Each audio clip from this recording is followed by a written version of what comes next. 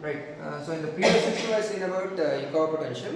There was a small modification that Yukawa potential is given by there was a negative sign, e power minus alpha r by r. So it includes both exponentially decaying term and Coulomb term with a negative sign. That negative sign we have missed. So actually this 1 by r kind of potential looks like this. Even if we add e power minus alpha r, I mean which one falls quicker? You have plotted both of them, right? Just check once.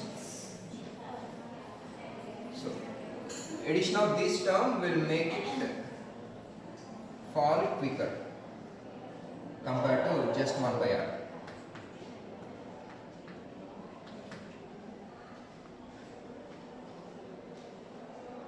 Right? And there is a negative sign.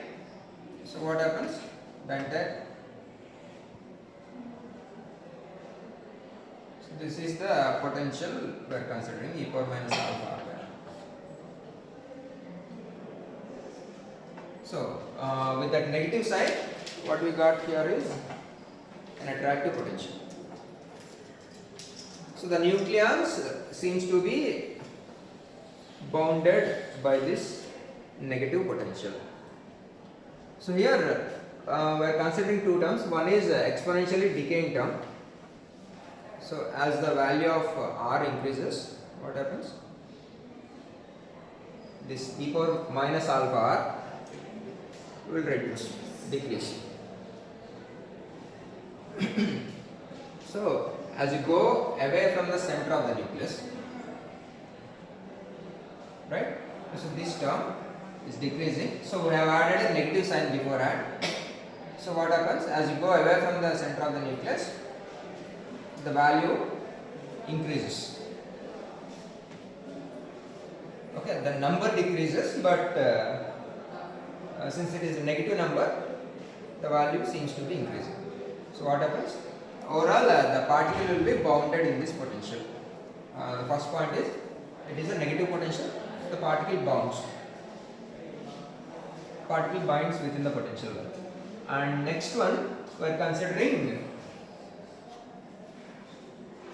a Coulomb term. Why Coulomb term?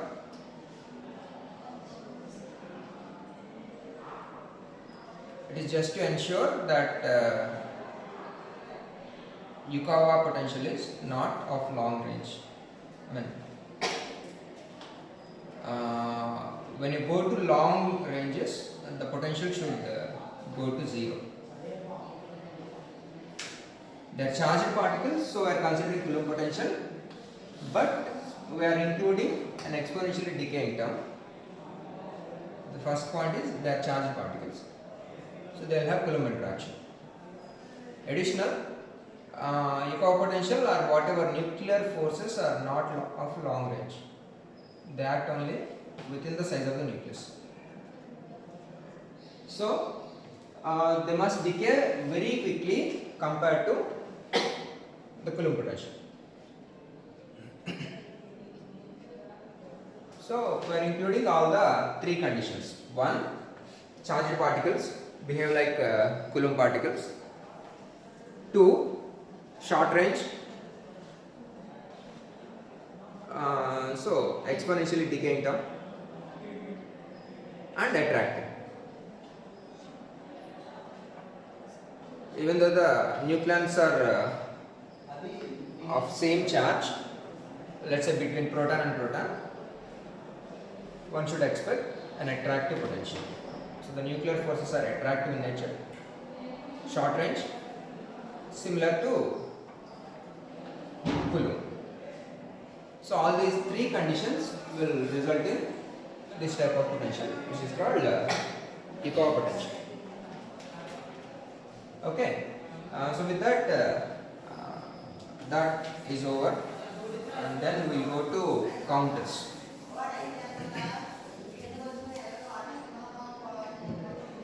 Sorry, detectors, nuclear detectors.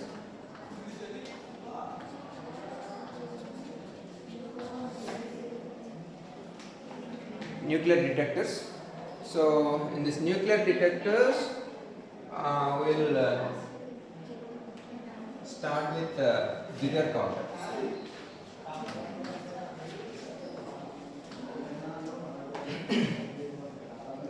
So this is a gas filled counter working in avalanche conditions.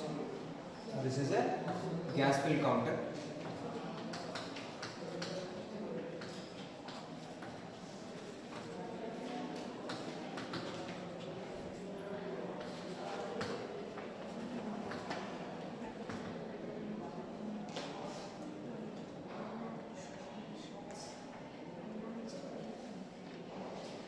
So here we'll have a gas chamber filled with inert gases, and whatever radiation that falls, so we have a gas chamber. So this is our gas chamber, and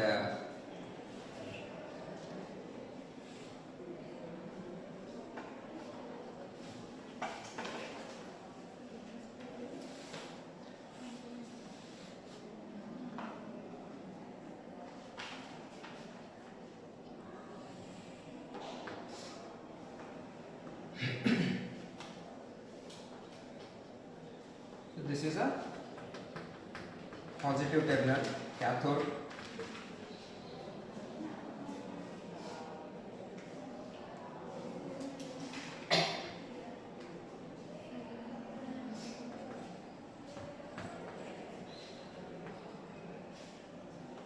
Anode.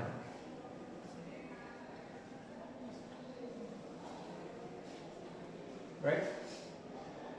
So whenever an ionizing radiation, so we have basically the first nuclear particles detected were alpha, beta and gamma.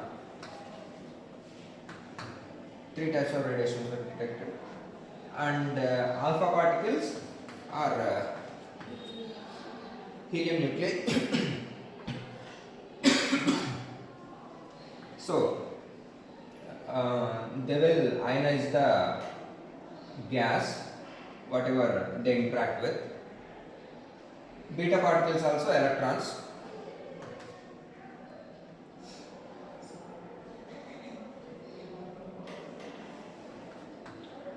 So beta particles and they are electrons, so they also ionize the gases they are traveling in. Gamma radiation, gamma also will ionize the radiation.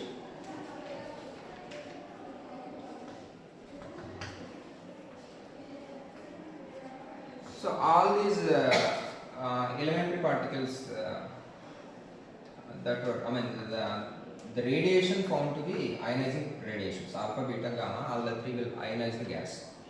And another particles like neutrons is a, so protons, neutrons and electrons. So these are the other particles that that can be detected or that need to be detected. So these are the 5 particles that usually by the time this GM counter was discovered or invented, these are the 5 particles that were needed to be counted. So alpha, beta, gamma, protons and neutrons. So these alpha, beta, gamma and protons are ionizing radiations. So they eject the electron or ionize the gas whatever they are traveling in. Whereas neutrons, they cannot interact with materials or they cannot ionize because they are chargeless particles. So we need to add additional measures to count these particles also. So apart from that, all ionizing radiations can be detected using this GM counter. So this consists of a gas chamber filled with argon or neon or any last group elements, inert gas elements, and when this radiation interacts with argon, what happens? Electrons will be ejected and positive ions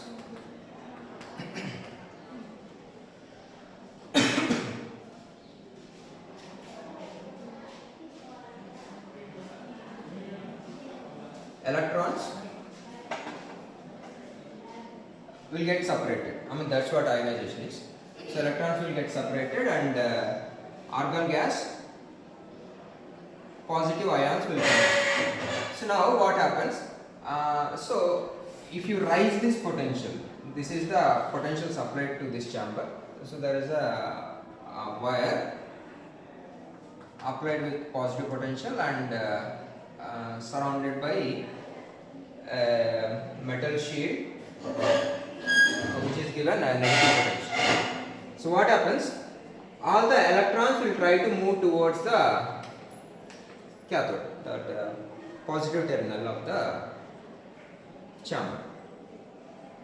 So in the process, when the electrons, so if you apply sufficient potential, so as a function of potential, this is count rate, number of particles getting counted up as a function of time. So at a particular time, how many number of particles are getting counted as a function of applied voltage. So if I keep on rising the applied voltage, the number of particles counted will increase. The first thing is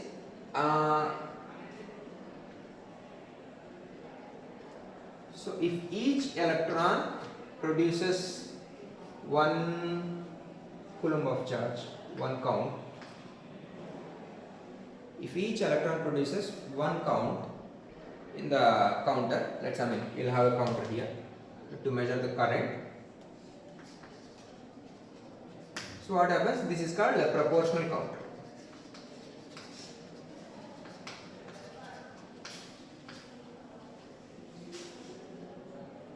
So if each electron generated produces only 1 count in the counter, that counter is called proportional counter. Okay. So if you further rise the potential, each electron will produce an avalanche of charges.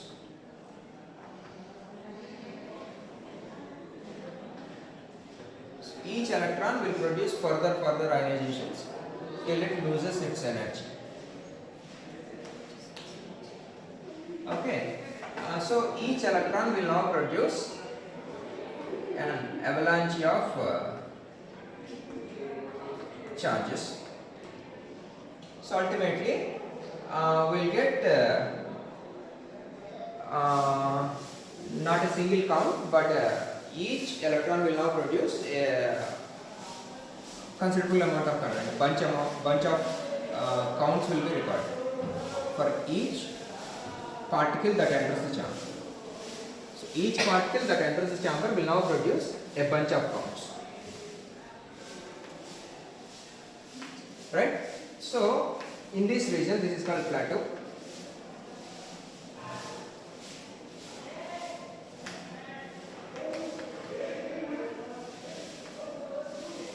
The proportional counter is the region where applied voltage or number of counts will increase proportional to the applied voltage. So if you raise the voltage, number of counts will increase. Okay. So next one, the potential is now sufficiently high and you are able to capture all the electrons generated. So the counting process is completed. And if you further increase the voltage, what happens? Further it produces an avalanche. I mean, each electron is now produce multiple counts. So up to this level, each electron will produce only one count, and all the electrons are being counted up. So once that level of saturation is completed, then what happens? If you further increase the voltage, each electron will now produce an avalanche. So each electron will now produce a bunch of counts. So what happens? Even if you raise the voltage, your count rate will not increase.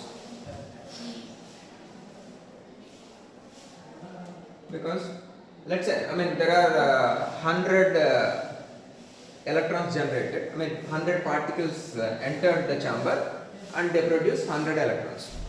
So initially, if you raise the voltage, your count may be 10, 20, 50, 70, 100.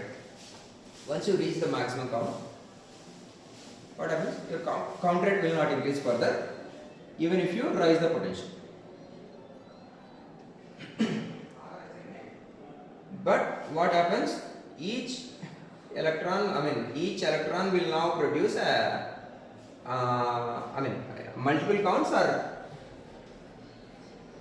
multiple counts are recorded for each particle that enters. So even then, we are able to detect each particle individually. So that is the most important statement here, condition. So each electron, though it produces an avalanche effect, each will be detected separately, so that there is enough separation between these particles, enough separation between the electrons, initial electrons, so that the avalanches are not overlapped. So then what you get? For each electron generated, we'll get, though the current is high, we get an individual count.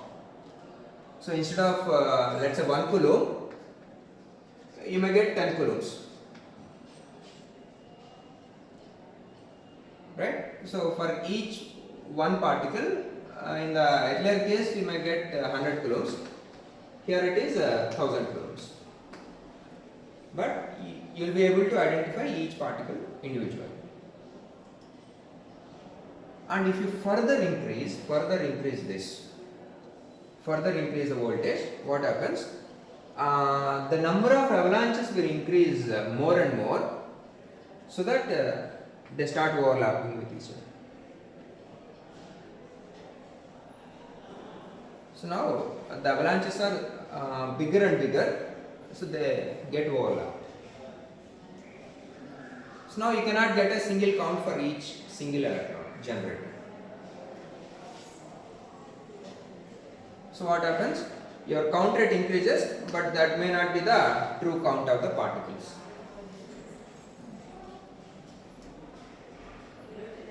So this region is not useful, and so Geiger counter is operated in this plateau region, where individual avalanches are recorded separately. Okay, and finally there is a delay time and dead time.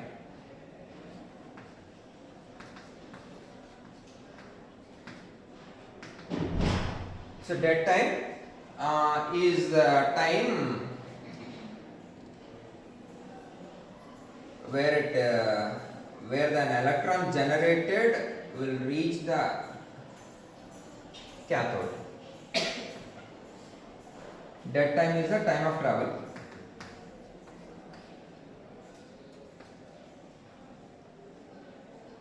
Time of travel from electron generation to reaching the cathode. Delay time is the reset time.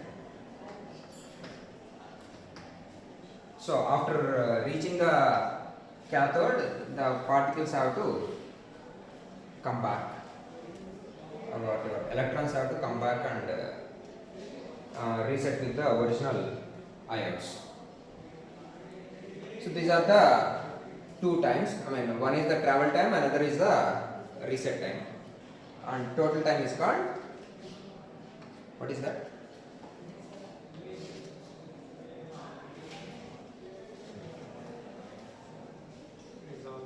Resolving time.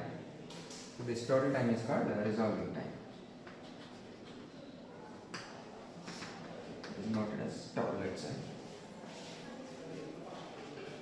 So this is the time for which this chamber remains off. So once a bunch of radiation enters the chamber, if the count is within the limits of this counter, they will get counted up, and again we have to wait for tau amount of time, which is called resolving time. So it is the sum of time of travel of the avalanche of electrons and reset time.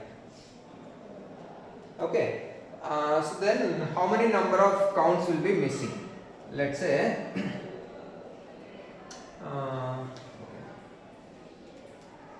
Right here. So let's say n is the true count. N is the number of particles actually entering the chamber. True count means actual count.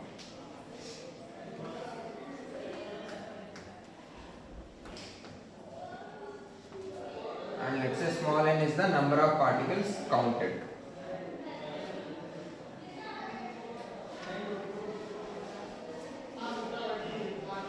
Capital N is the true count, I mean number of particles entered the chamber.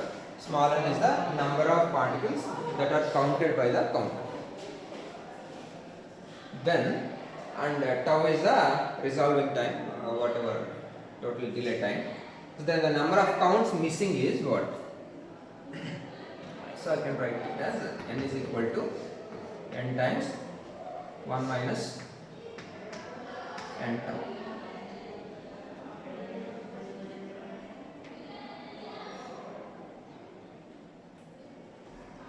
Capital N is the true count, small n is the number measured by the counter.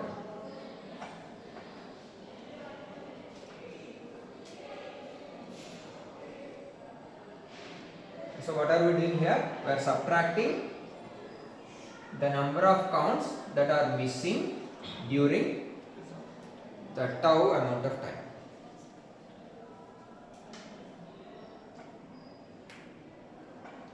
N is the actual count. We are subtracting a number from n. What is that number? Number of counts possible during the time tau. It gives you the measured count.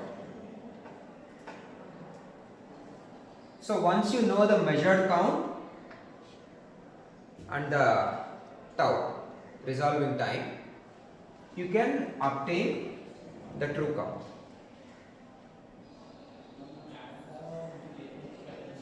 Right? All you are able to measure is only this. And tau. How much time that counter shuts off is tau and n. So from here you can measure the value of n, the true count. Okay, and efficiency is given by what?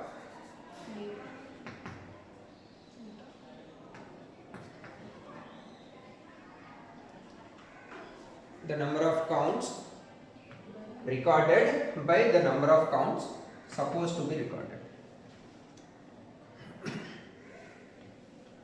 is given by 1 minus n tau.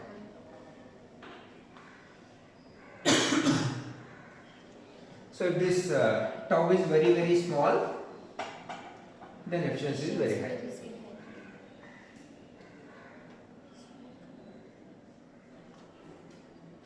Okay. So this is efficiency eta.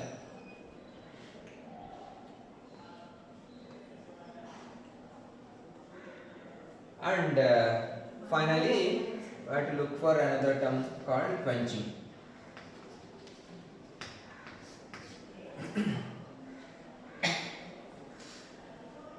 Quenching. So it is a process where these positive ions will try to interact with the electrons.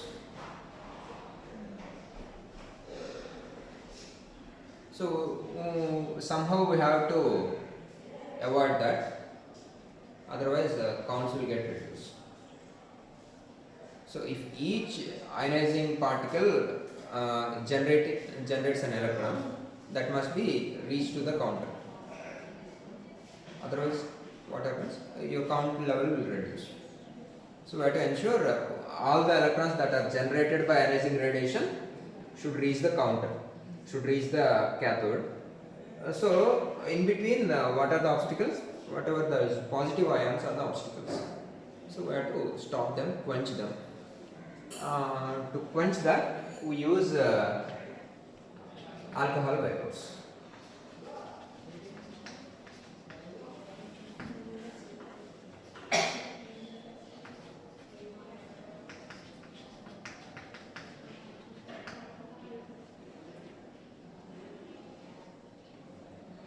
That's all. And for neutrons, to deal with neutrons, we have to mix boron gas to the chamber, so that boron, when interacting with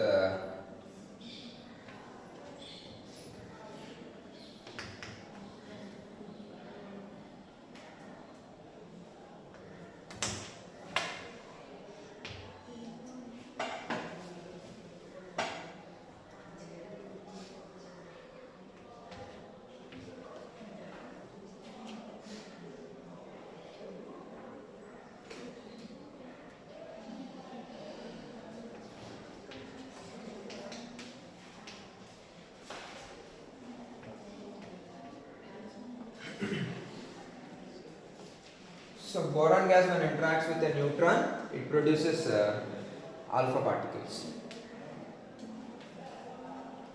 and those alpha particles can be counted. Right? So we can count all the ionizing particles as well as the neutrons also, with a little modification of adding boron. Right? So that's all about GM counting. Other details we'll see in the next session.